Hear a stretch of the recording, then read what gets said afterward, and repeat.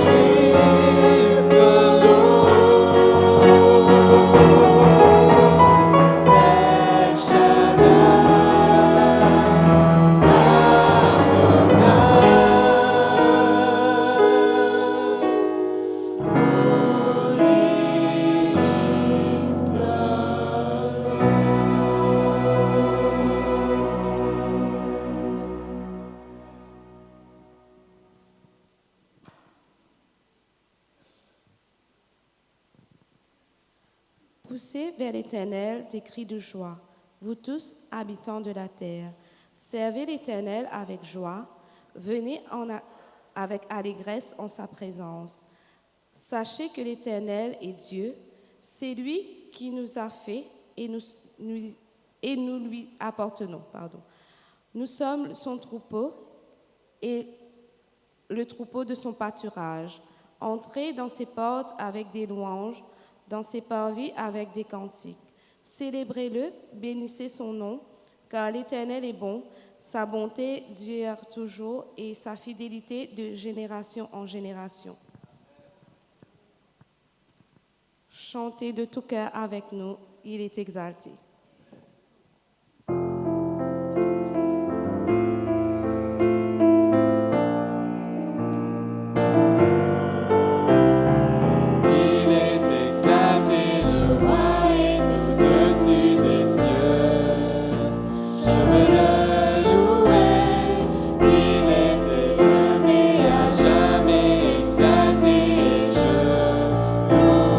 Son Saint nom.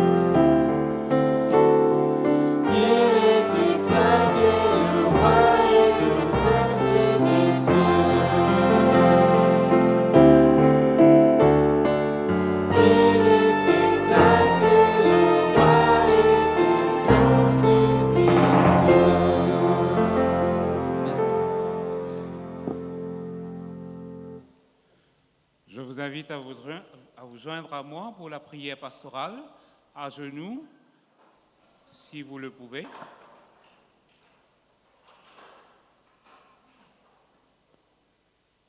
Prions. Notre Dieu, notre Père, nous voulons te remercier tout d'abord de ce que tu nous donnes la vie, de ce que tu nous permets de respirer l'air que tu nous donnes, de ce que tu nous permets d'être là ce matin en ta présence. Seigneur Dieu, nous sommes indignes, nous n'avons qu'un mérite, mais tu nous aimes et tu nous bénis, car tu as été avec nous pendant toute cette semaine. Malgré les difficultés de la vie, malgré nos imperfections, tu as été avec nous, Seigneur, et tu nous permets de te louer, de te glorifier. Merci pour tout ce que tu fais pour nous. Merci aussi pour le sacrifice, car grâce à ce sacrifice, Seigneur Dieu, nous sommes pardonnés. Car nous sommes pécheurs aussi devant toi. Et sans cela, Seigneur Dieu, nous ne pouvons pas nous présenter devant ton trône de grâce. Et c'est pour cela que nous voulons te remercier encore une fois. Je voudrais que tu bénisses les moments qui vont suivre, ce service d'adoration. Soit avec chaque personne qui aura quelque chose à faire, soit avec chaque personne qui se trouve devant toi dans ce lieu. Je te demande d'étendre tes bénédictions sur ceux qui nous regardent à travers leur écran. D'étendre tes bénédictions et ta santé sur ceux qui sont malades, qui ont besoin de guérison. Peu importe la guérison, Seigneur Dieu, physique, psychique ou morale. Je te demande, Seigneur Dieu, de jeter un regard favorable sur chacun d'entre nous. Je te prie pour les autorités de notre pays qui nous laissent te louer, te glorifier librement. Sois avec eux afin qu'ils puissent prendre les décisions qui s'imposent dans la direction de ce pays. Je voudrais te prier pour celui que tu as choisi, le pasteur Maël Nilia, qui est là ce matin pour nous rompre le pain de vie. Sois avec lui, accorde-lui ton Esprit Saint afin qu'il puisse délivrer le message et que ce message soit entendu. Tout cela, Seigneur, nous te le demandons au nom de Jésus. Amen.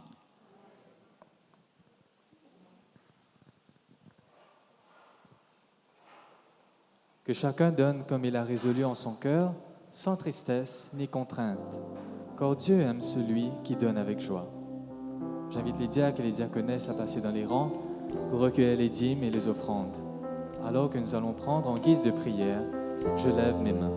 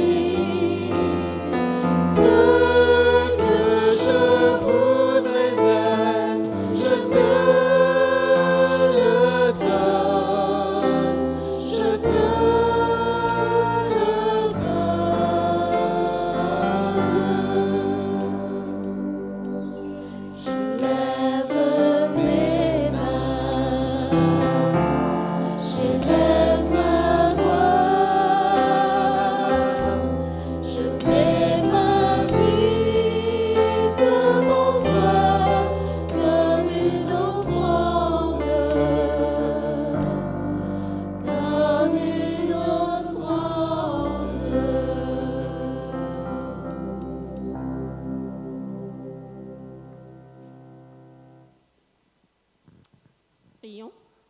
Bon tendre Père Céleste, nous venons à toi ce matin avec un cœur rempli de reconnaissance pour tes multiples bontés envers nous. Ce matin, nous venons à toi aussi pour te demander pardon.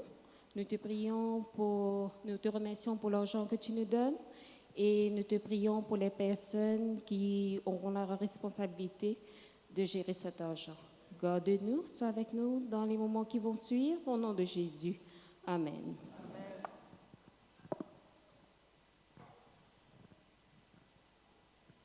En ce jour de sabbat, nous sommes rappelés de la mer, de la nature, de la forêt, de l'étendue du ciel, qui est l'ouvrage de la main de notre Seigneur.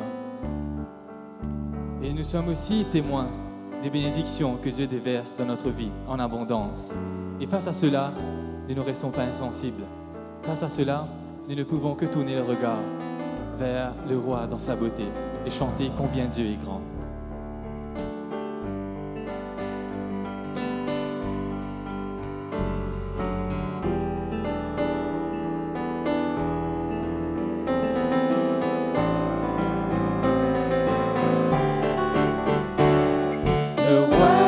Sa beauté, vêtu de majesté, la terre est dans la joie, la terre est dans la joie, sa gloire resplendit, l'obscurité s'enfuit, au son de sa voix, au son de sa voix.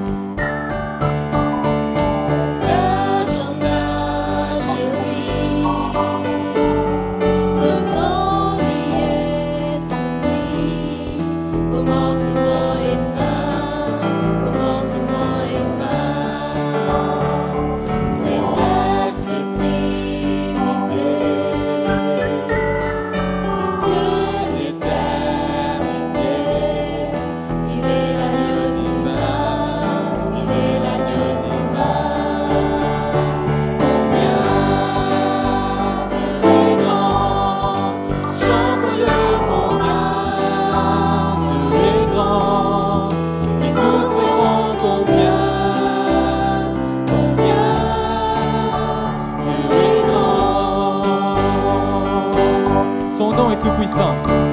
Son nom est tout puissant. Il est digne de louange. Je chanterai combien Dieu est grand. Son nom est tout puissant. Il est digne de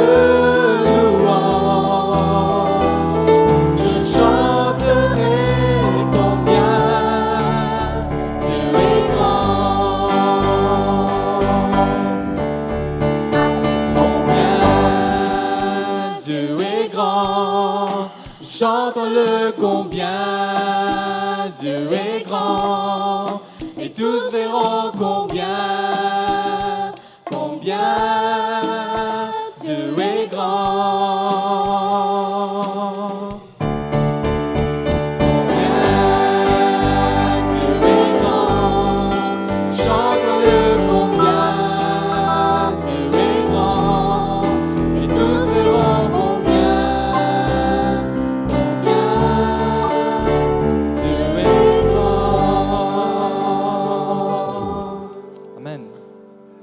C'est un Dieu grand que nous servons.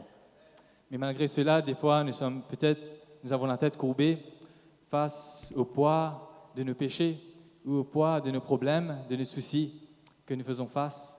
Mais le Seigneur nous fait cette promesse qu'il ne nous enverra pas des tentations ou des épreuves qui ne soient au-dessus de nos forces, mais qu'avec l'épreuve, il enverra aussi le moyen d'en sortir, afin que nous puissions faire face. Il nous promet aussi que si nous remettons notre sort à l'Éternel, il nous soutiendra. Donc, si tu crois qu'il est ton réconfort, qu'il est ton rocher, en ce jour, je t'invite à te mettre debout et à chanter avec nous. Trop souvent, je murmure.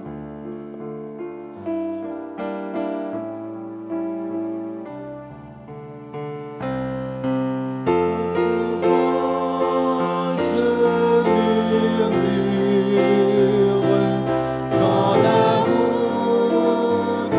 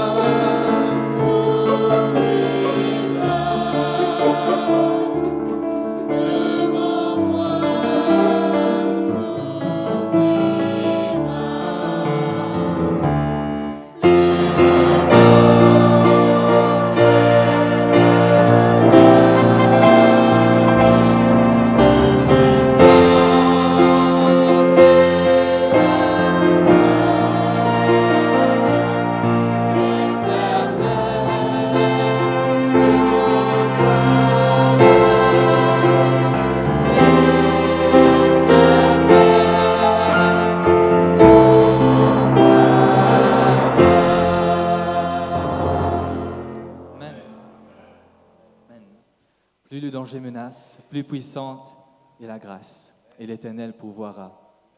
Et alors que nous allons entendre le pain de vie, alors que nous allons entendre sa parole, nous voulons réclamer, Seigneur, que tu puisses trouver le chemin vers nos cœurs et que tu puisses nous transformer et que ta parole, comme un souffle fragile, puisse nous former comme un vase d'argile et nous transformer à ton image.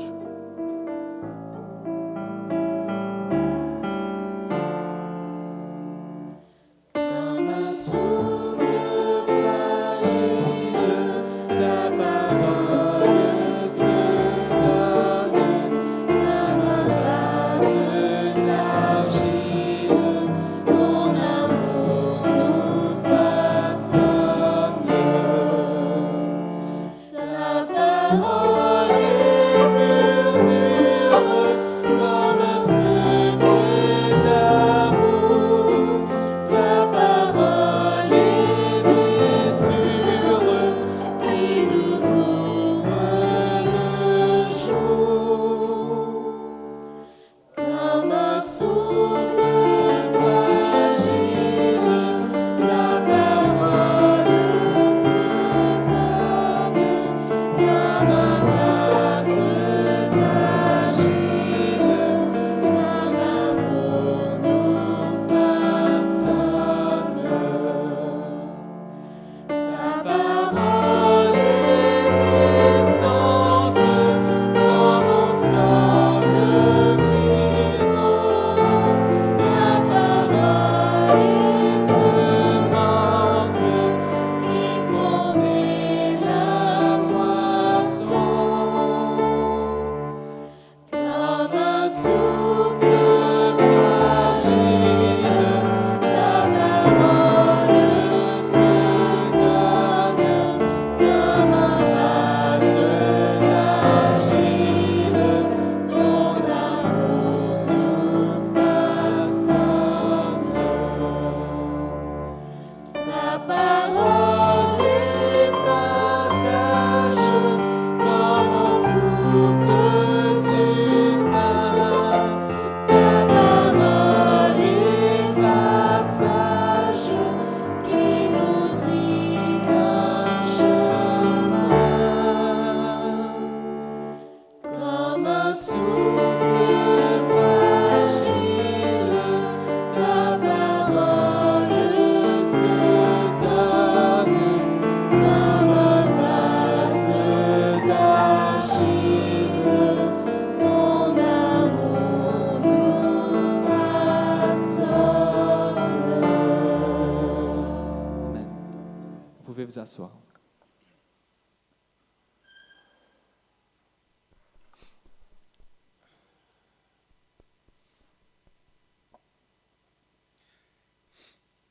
La parole de Dieu nous amène dans le livre de l'Exode, au 3e chapitre. Nous lirons les versets 1er et jusqu'au verset 6. Exode 3, les versets 1er au verset 6. Moïse faisait paître le troupeau de Jéthro, son beau-père, sacrificateur de Madian. Et il mena le troupeau derrière le désert et vint à la montagne de Dieu à Horeb. L'ange de l'Éternel lui apparut dans une flamme de feu au milieu d'un buisson. Moïse regarda et voici, le buisson était tout en feu et le buisson ne se consumait point. Moïse dit: je veux me détourner pour voir quelle est cette grande vision et pourquoi le buisson ne se consume point. L'Éternel vit qu'il se détournait pour voir, et Dieu l'appela du milieu du buisson et dit: Moïse, Moïse. Et il répondit: me voici. Dieu dit: n'approche pas d'ici, ôte tes souliers de tes pieds, car le lieu sur lequel tu te tiens est une terre sainte. Et il ajouta: je suis le Dieu de ton père, le Dieu d'Abraham, le Dieu d'Isaac et le Dieu de Jacob. Moïse se cacha le visage, car il craignait de regarder Dieu. Que les paroles que nous venons de lire fassent de l'effet dans notre cœur.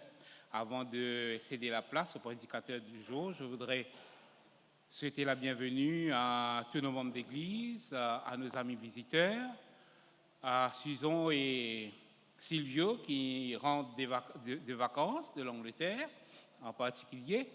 Et aussi, nous souhaitons à tous ceux qui nous regardent un agréable moment à travers leur écran. Sinon, ce matin, nous avons le pasteur Maënilia qui s'occupe de des églises, de d'Épinay et de Pointe-au-Piment. Et en plus, il a une mission extraordinaire qu'il fait depuis très longtemps. Il visite les prisonniers des prisons. Donc, c'est un sacerdoce, comme on dit, qu'il le fait depuis très longtemps. Sans eux, je vais lui céder la place.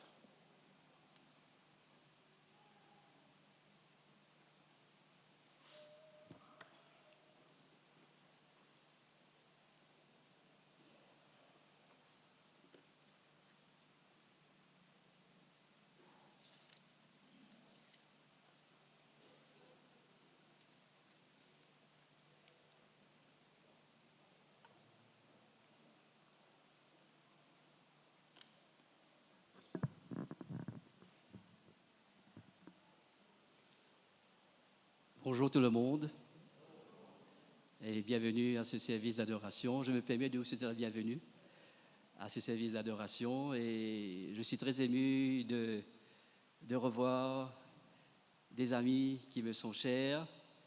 Je l'avais invité et il a fait de son mieux pour être là, le couple Alette. Merci d'être présent ce matin, Patrice et Ariel. Et je constate qu'il y a quelques-uns de mes membres qui ont fui d'Épinay, depuis quelque temps. Je le vois devant moi, la petite famille Sita, et à côté, je vois la sœur Annick, je vois Annick, la famille Chavry. Et pourtant, pendant le Covid, nous les avions accueillis chez nous. Et aujourd'hui, je les vois ici. Mais c'est une joie pour moi de pouvoir me reconnecter avec l'Église de Port-Louis. Si je ne me trompe, la dernière fois que j'ai été invité ici à prendre la parole, je vous avais parlé j'espère que c'était bien ça, de Babel à Bethel. De Babel à Bethel. Et ce matin, je vais vous inviter, à travers le patriarche Moïse, à faire un pèlerinage avec lui, from dry ground to holy ground, de la terre sèche à la terre sainte. En d'autres mots, quelle est donc la grande vision de Dieu pour son Église aujourd'hui? Et je me permets, par la grâce de Dieu, de vous parler de ces quelques versets. En effet, lorsque j'étais en train de chanter, la parole est naissance comme on sort de prison. C'est extraordinaire. Je me sens à la maison. Parce que la prison, les deux prisons sont encore mes deux églises. Je me retrouve à Beaubassin chaque mercredi devant une cinquantaine de personnes quand tout le monde vient. Et le jeudi à Melrose, nous appelons la chambre haute parce que c'est à l'étage. Et là, c'est une église. C'est une église. Il y a des chants, il y a l'accompagnement à la guitare, il y a des chants composés, écrits.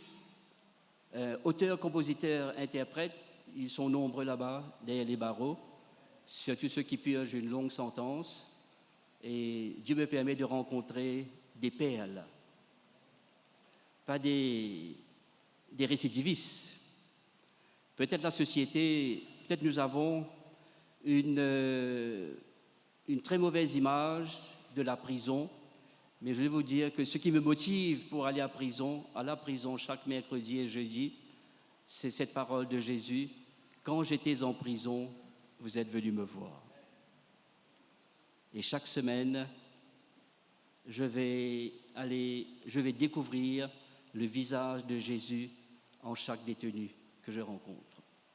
Et je peux vous dire aussi que si je me permets de vous présenter ce texte qui est sous vos yeux ce matin, c'est que c'est la prison qui me permet, qui enrichit mon ministère pastoral d'une certaine façon.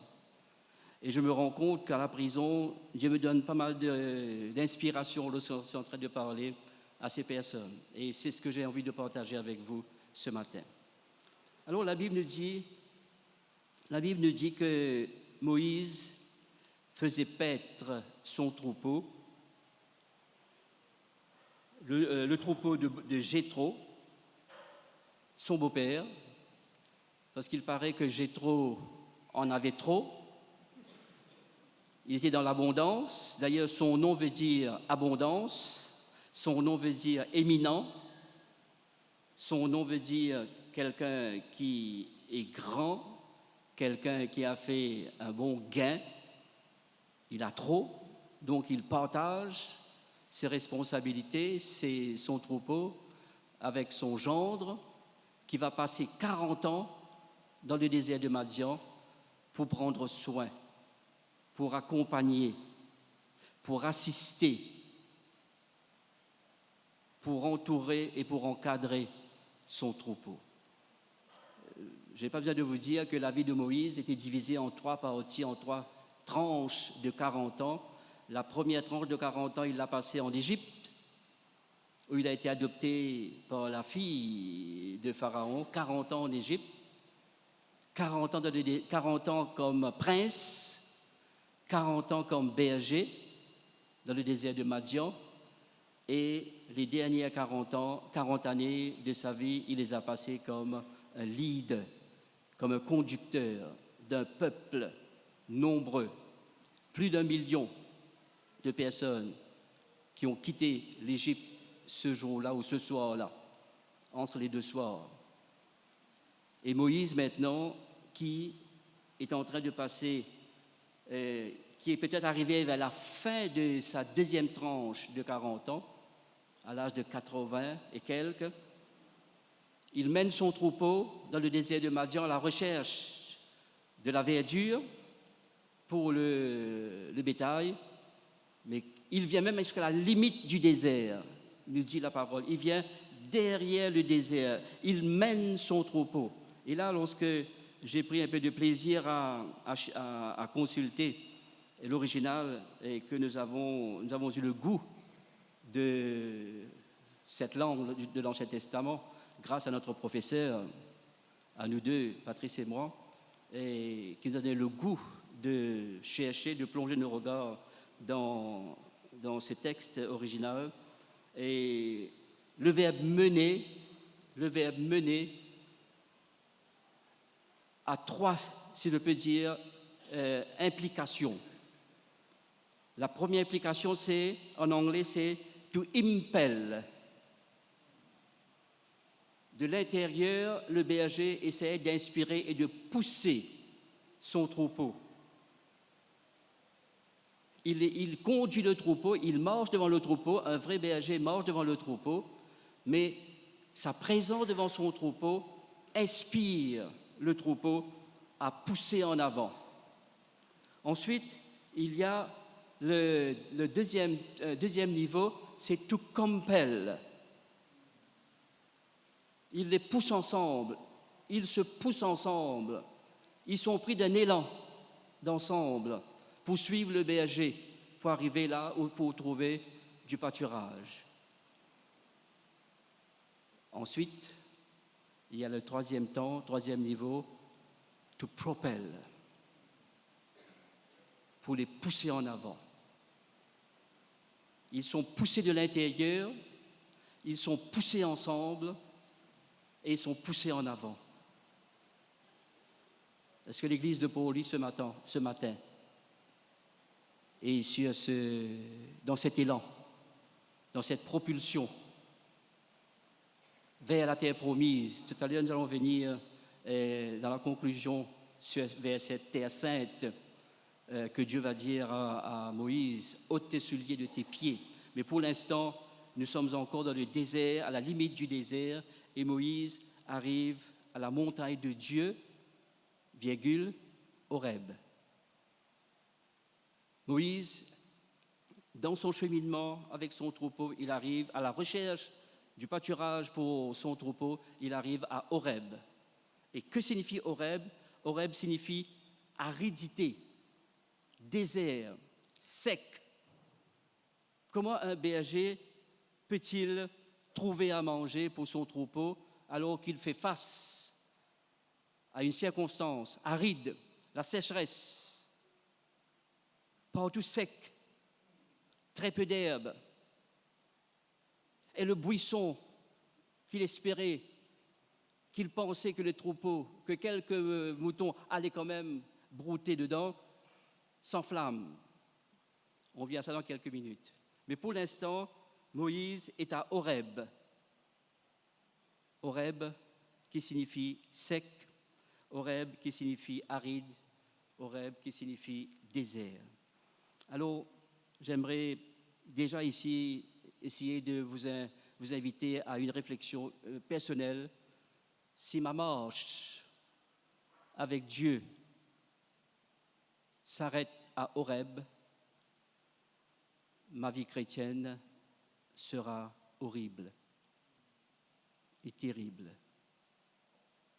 Si ma marche avec Dieu s'arrête à Horeb, ma vie chrétienne sera horrible et terrible. Et ce matin, il se peut qu'il y ait dans la salle, dans l'église, des personnes qui sont à Horeb.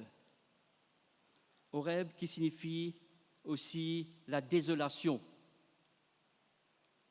Horeb signifie aussi dévastation. Horeb peut aussi signifier la tristesse, la solitude. Horeb peut signifier aussi l'abattement, une personne qui est abattue.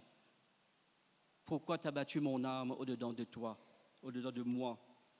Horeb signifie aussi le deuil. Ça sent la mort. Il se peut que dans l'église de Port-Louis ce matin, il y a quelqu'un ou quelques personnes qui sont à Horeb et qui sont arrivés au bout du rouleau. Horeb veut dire aussi arriver à la limite du désert. Nous sommes peut-être arrivés à la limite du temps prophétique, mais sommes-nous arrivés à la limite de nous-mêmes, à savoir, vous n'êtes plus capable. Vous n'êtes plus capable. Vous arrivez au bout du rouleau. Vous ne savez pas qui vous pouvez faire. Vous pouvez battre dans un briti.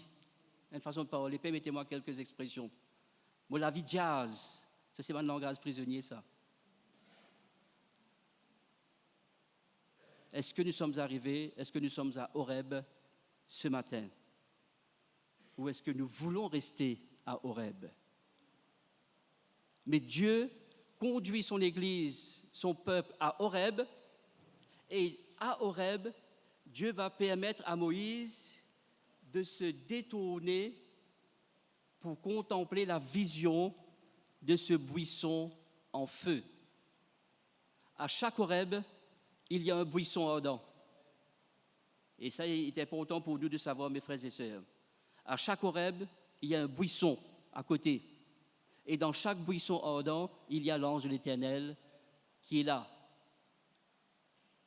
Et dans cet ange de l'Éternel qui est dans ce buisson ardent, nous appelle par notre nom. Moïse. Moïse. Je ne sais pas si Dieu avait appelé Moïse sur le ton que notre frère Roël avait lu la parole. Et peut-être que Dieu a appelé Moïse sur ce ton.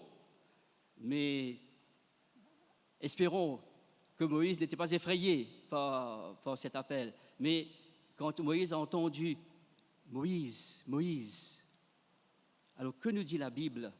Que nous dit la Bible? Verset 2 nous dit « L'ange de l'Éternel apparut dans une buisson de feu, dans une flamme de feu, au milieu d'un buisson. Moïse regarda et le buisson était en feu, nous savons, et le buisson ne se consumait pas.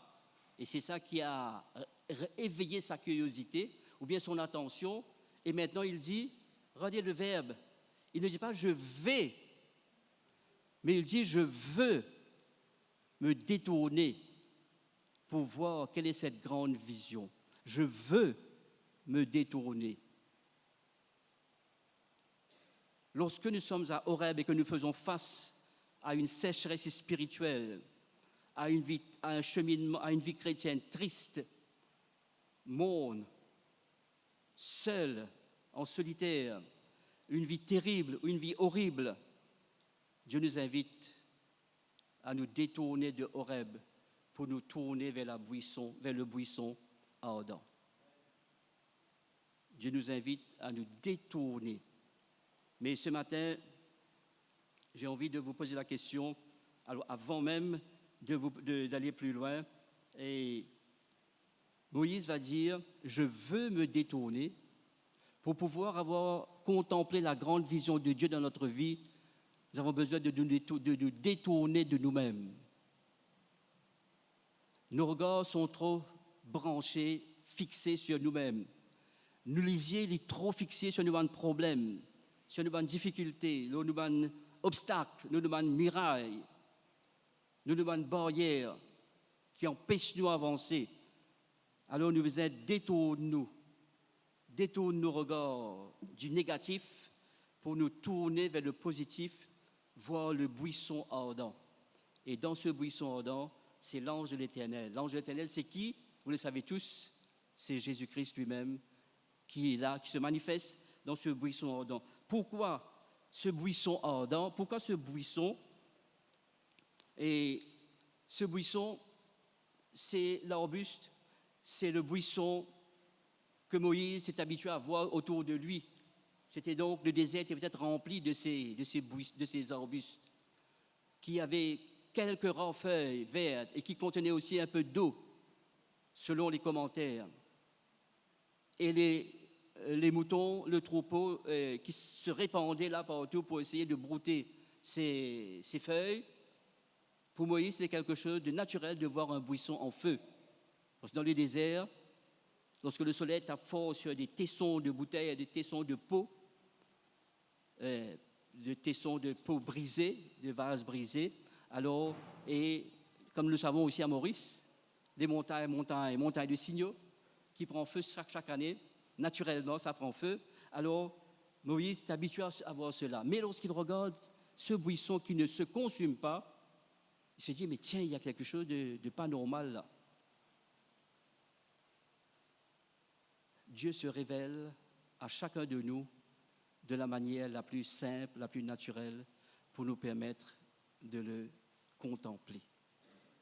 Dieu ne se révèle pas comme le roi des rois, comme El Shaddai, comme vient de chanter, comme Adonai. Dieu ne se révèle pas comme le Dieu très haut, le Dieu tout-puissant.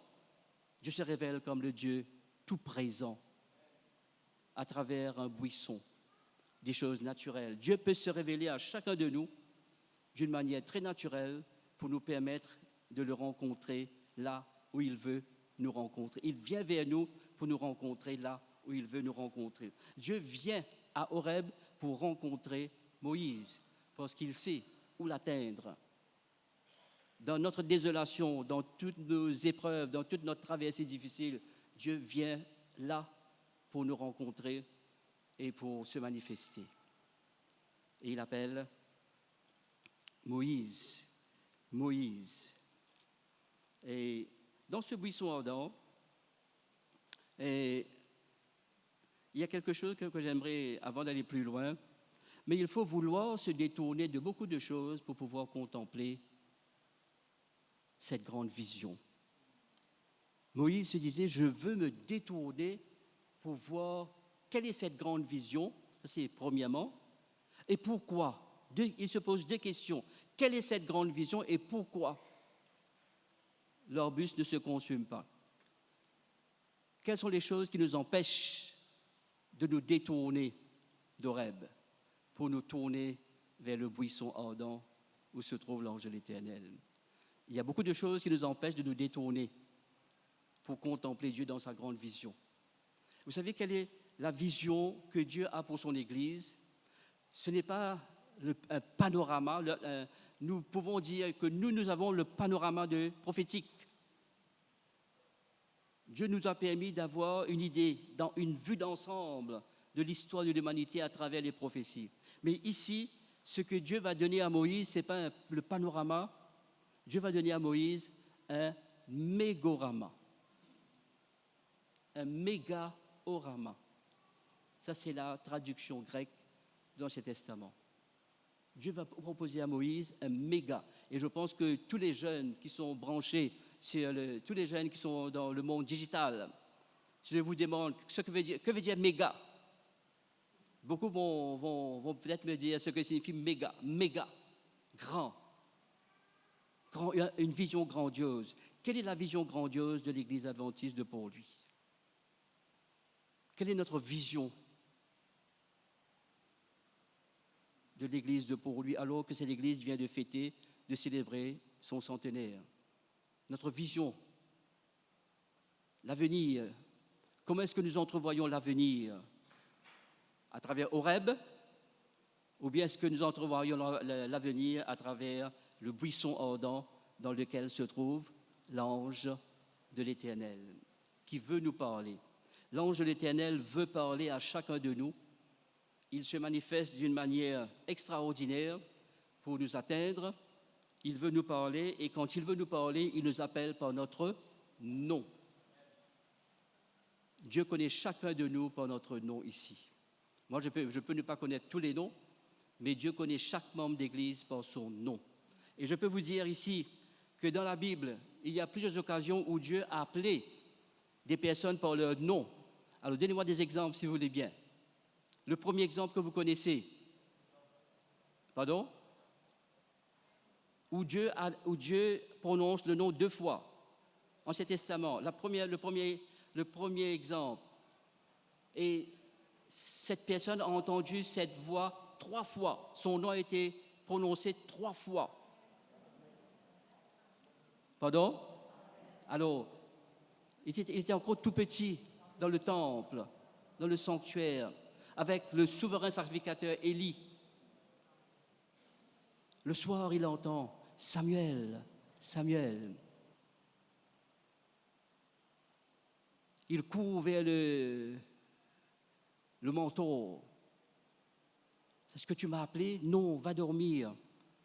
Et il lui dit la 2e fois, si tu entends pour la 3e fois ce nom, ton nom, dis, me voici, parle Seigneur, ton serviteur, écoute. Et une autre fois, Dieu va parler à quelqu'un, à une dame, chez elle. Il y avait 2 sœurs dans la maison. L'une était assise au pied de Jésus et l'autre affairée dans la cuisine. Et tout d'un coup, il se présente dans le salon. Il dit, Seigneur, ne t'inquiètes-tu pas de ce que ma sœur me laisse seule pour servir? Jésus va dire, Marthe, Marthe, Madame, tu t'inquiètes pour beaucoup de choses. Marthe. Et puis, une troisième référence, j'espère ne pas faire erreur, Dieu va dire, Simon, Satan t'a réclamé pour te cribler, mais j'ai prié pour toi, afin que ta foi ne défaille pas. Donc, dans la Bible, quand Dieu veut rencontrer une personne, Dieu veut atteindre une personne, il l'appelle, il prononce son nom 2 fois, avec beaucoup d'affection. Et Dieu connaît chacun de nous par notre nom. J'espère que nous tous qui sommes ici ce matin, alors que Dieu va appeler Moïse, que chacun de nous, Elio,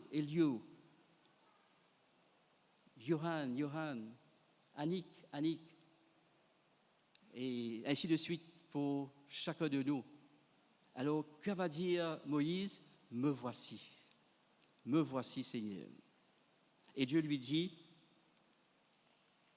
ne t'approche pas, ôte tes souliers de tes pieds, car le lieu sur lequel tu te tiens est une terre sainte.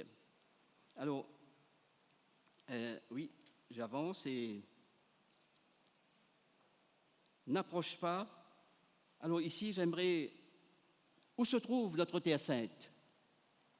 Si Dieu nous invite à sortir de notre terrain, un terrain sec, from dry ground to holy ground, Dieu me dit pour sortir du dry ground, to go to the holy ground, I must go through the burning bush and meet the angel of the Lord, calling me by my name. C'est la prison qui m'a permis de découvrir ça. Dieu veut faire de chacun de nous ici à Port-Louis, dans cette église de Port-Louis, de ne pas rester à Horeb, sécheresse spirituelle, tristesse morale, ainsi de suite. Qualifiez cela comme vous voulez. Dieu ne veut pas que son église reste dans la médiocrité, dans la pauvreté spirituelle. Dieu veut que son église se détourne de beaucoup de choses qui nous empêchent de nous détourner pour nous concentrer, pour contempler cette grande vision. Dieu a une grande vision pour son église, pour son peuple. Et j'espère que chacun de nous, individuellement, Dieu est en train de parler à nous tous. Quelle est ma grande vision? Quelle est la grande vision que Dieu a pour moi? Demandons à Dieu, Seigneur, quelle est cette grande vision que tu as pour moi?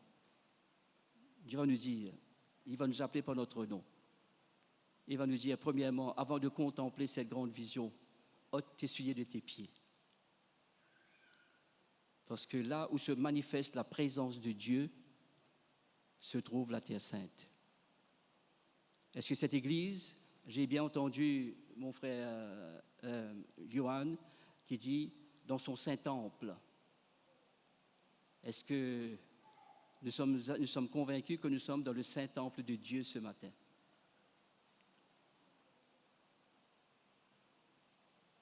Alors, j'aimerais, avant de terminer et de passer à la conclusion, j'aimerais vous lire une citation de Dr. Jacques Doucan dans son livre « Le cri du ciel » qui dit « Parce qu'on a perdu le sens de la crainte de Dieu, on n'ose pas l'imaginer et le souhaiter dans sa gloire. Parce qu'on a perdu le sens de la crainte de Dieu, on n'ose pas l'imaginer et le souhaiter dans sa gloire. » Comment est-ce que je me comporte dans la maison de Dieu qui est considérée comme une terre sainte? Dieu nous fait comprendre, et l'esprit de prophétie aussi nous fait comprendre. J'ai lu quand même pas mal de citations. Alors, Dieu nous fait comprendre une chose pour nous dire que les adultes et les jeunes ne s'imaginent pas qu'ils sont sur un terrain n'importe quoi quand ils sont dans l'église. Que les adultes et les jeunes ne s'imaginent pas qu'ils sont dans un lieu commun. Que toute l'Église prenne conscience que nous tous qui sommes ici ce matin, nous sommes en terre sainte. Et je lis ce que l'Esprit de prophétie va me dire. Et je le vois ici. Voilà. Alors que nous prenons la parole de Dieu, entre nos mains, sachons ou souvenons-nous que nous sommes en terre sainte. Le fait de tenir la parole de Dieu entre ses mains et de l'ouvrir. Alors je le lis en anglais, qui est quand même très, très bien dit, comme toujours, la sœur White. As you take the Bible in your hands, remember that you are on holy ground. Quelle est donc mon attitude à l'égard de la parole de Dieu? Comment est-ce que je considère cette parole de Dieu, ce livre?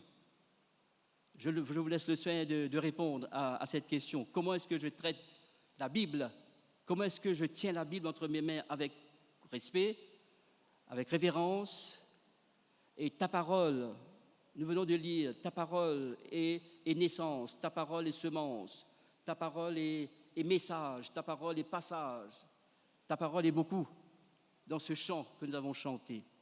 Alors, mes frères et mes sœurs de l'église de Port-Louis, Dieu veut nous offrir une mégorama, une très grande vision de son amour, de sa bonté et de sa grandeur envers chacun de nous et nous fait comprendre que cette Église est appelée à vivre en terre sainte, à se détourner de Horeb, passer par le buisson ardent, rencontrer Jésus au milieu de ce buisson ardent, l'accueillir dans notre vie, apprécier le fait qu'il m'appelle par mon nom, il me connaît par mon nom. Ésaïe nous le dit, je t'appelle par ton nom et je t'aime, dit le prophète Ésaïe. Dieu nous appelle par notre nom et ôter nos chaussures de nos pieds. Vous savez, dans les églises asiatiques, je l'ai vécu plusieurs fois en Thaïlande, et lorsque vous allez à l'église le sabbat matin, vos chaussures restent dehors, elles ne vont pas se perdre.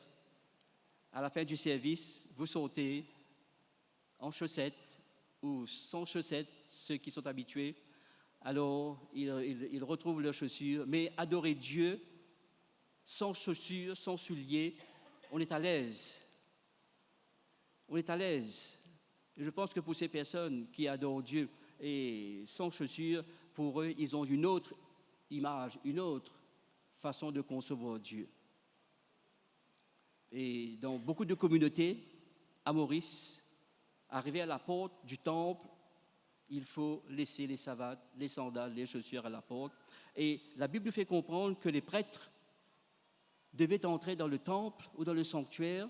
Avant d'entrer dans le sanctuaire, ils devaient laisser leurs chaussures dehors, leurs savates et tout dehors, se laver les mains, se laver les pieds avant d'officier à l'autel de l'Holocauste. Il y avait de l'eau pour ça. Où se trouve ma terre sainte dans ma vie? Où se trouve ma terre sainte? C'est une question personnelle. Où se trouve ma terre sainte? Est-ce que ma terre sainte, c'est la parole de Dieu que je tiens entre les mains? D'ailleurs, c'est la sœur Wade qui le dit. Le fait de tenir la Bible entre vos mains et de l'ouvrir, nous sommes déjà en terre sainte. Donc, c'est important pour moi parce que c'est Dieu qui me parle. Dieu me parle à travers le buisson ardent, ici, pour l'occasion, pour ce matin. Et lorsque Moïse va entendre sa voix, que va-t-il faire? Il va se cacher le visage. Lorsqu'il entend Dieu qui lui dit « Je suis le Dieu d'Abraham, d'Isaac et de Jacob », oui, et Moïse se cacha le visage quand il craignait de regarder Dieu. Le Dieu qui a parlé à Abraham, à Isaac et à Jacob est le même Dieu qui veut nous parler aujourd'hui. Il n'est pas un Dieu différent, mes frères et mes sœurs. Le Dieu qui a parlé à nos grands-parents à l'époque est le même Dieu qui veut nous parler à la fin des temps.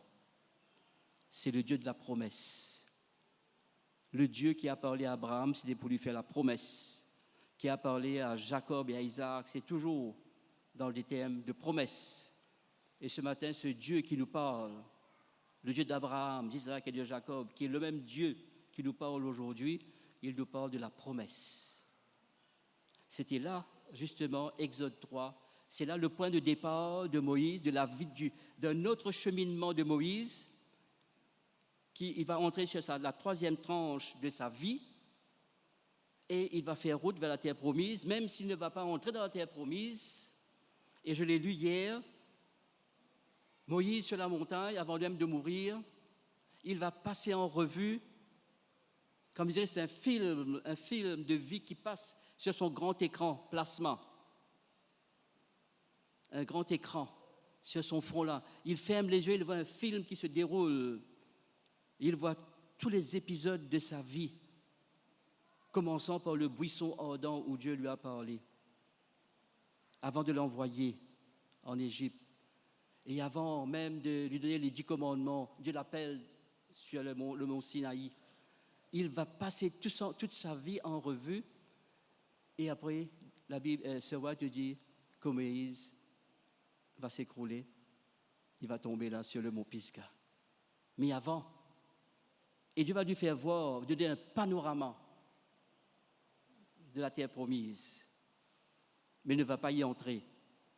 Mais Dieu lui donne un mégorama. Et aujourd'hui, Moïse est au ciel. Moïse est au ciel. Il est descendu avec Moïse et Élie. Ils sont descendus sur la montagne de la transfiguration pour venir rencontrer Jésus, pour lui parler, pour lui dire, tiens bon, parce que tu nous as fait monter là-bas. Nous représentons les deux catégories des sauvés, des élus, ceux qui meurent en Christ et ceux qui vivent en Christ. Élie qui a été enlevé et Moïse qui est mort en Christ. Nous sommes les représentants de l'humanité qui sera sauvée. Alors, tu dois aller de l'avant. Tu dois aller de l'avant. Alors, Moïse a contemplé toute cette grande vision, cette méga vision de ce que Dieu attendait de lui. Que nous puissions nous aussi, mes frères et mes sœurs, passer en revue toute l'histoire de l'église de Port-Louis. Je suis convaincu que l'église de Port-Louis a une très belle histoire. Les centenaires de l'église de Port-Louis. Et moi, je suis friand de l'histoire de l'église. Je ne suis pas né adventiste, mais ça fera 50 ans l'année prochaine, depuis que je suis adventiste. Mais j'ai appris beaucoup de choses de l'histoire de l'église adventiste. Et je pense ici, il y a des vétérans, et je vois un vétéran qui est là, frère Joseph, qui peut nous raconter beaucoup de choses de l'histoire de l'église de Port-Louis. Il y a là les enfants, il y a une fille qui a grandi dans la cour de l'église de Port-Louis, et Ariel, et Nicole aussi est là, voilà, Nicole. Ariel et Nicole, et Patrice. Il y a aussi Martine qui a aussi grandi dans la cour de l'église de Port-Louis.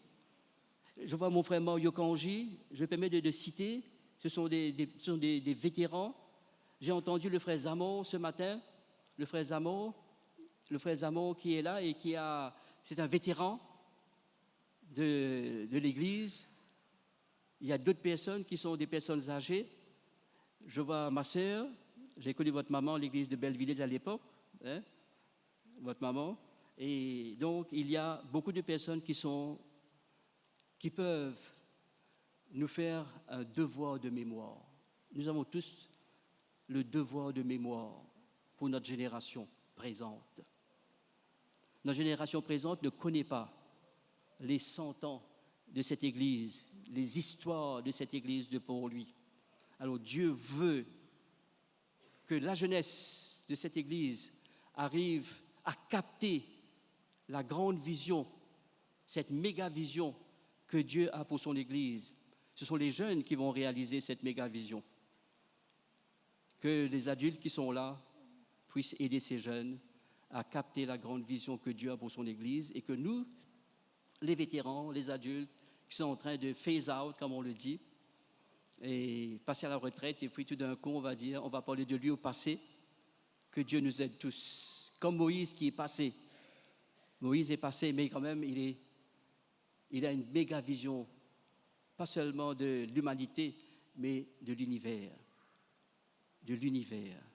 C'est extraordinaire. Dieu nous invite tous ce matin à nous tourner vers lui, à ne pas rester à Horeb, mais d'accepter d'entendre notre nom dans le buisson ardent et de rencontrer le Christ là où il veut nous rencontrer.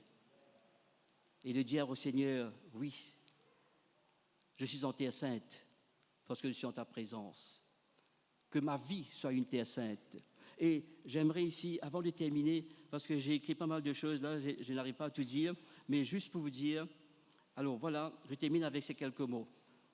Et rappelons-nous que lorsque nous tenons la Bible entre nos mains, nous sommes en terre sainte. Ça, c'est un premier point. Deuxième point, nous dit l'esprit de prophétie, c'est dans Counsels to the Church, chapitre 45, qui dit « Les anges sont autour de nous, si seulement nos yeux pouvaient les voir, nous allons les trouver. » Les anges sont là autour de nous lorsque nous tenons la parole entre nos mains. Et la sœur White nous dit que votre conduite laisse une bonne impression sur les personnes avec lesquelles vous entrez en contact. Que notre conduite laisse une impression positive sur les gens avec lesquels nous entrons en contact. Et qu'une atmosphère pure et sainte, nous entoure en tant qu'enfants de Dieu. en tant que des personnes qui sont en marche vers le salut, vers le retour de Jésus. Je le dis en anglais. One vain word, one trifling laugh may balance a soul in the wrong direction. Ça peut paraître terrible. C'est là. Un mot déplacé, un mot vain, une parole n'importe. Et c'est vrai que des fois nous cause n'importe. Malheureusement, nous cause n'importe des fois. Et des rires à la légère peut balancer, basculer quelqu'un dans une direction, une mauvaise direction. Terrible are the consequences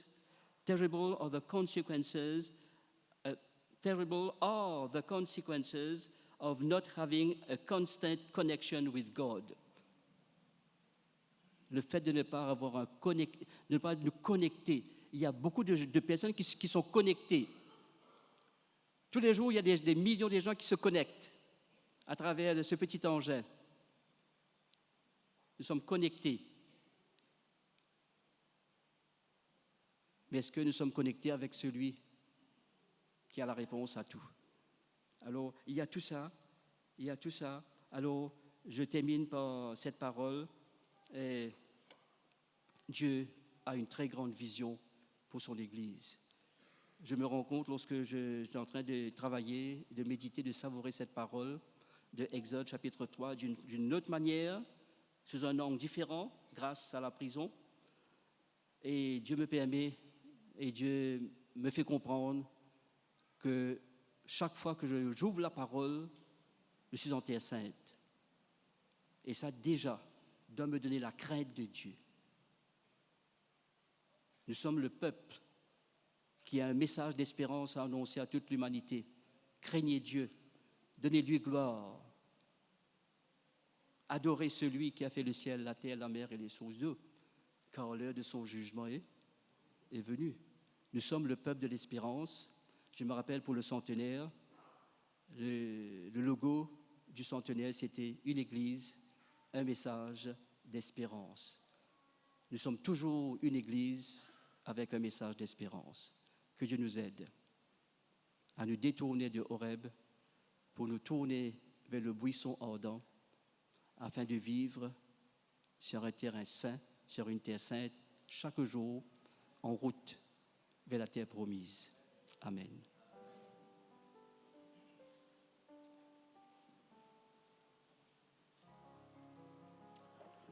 Je vous invite à vous mettre debout. Nous allons prendre le cantique numéro 326, Adonne mon âme.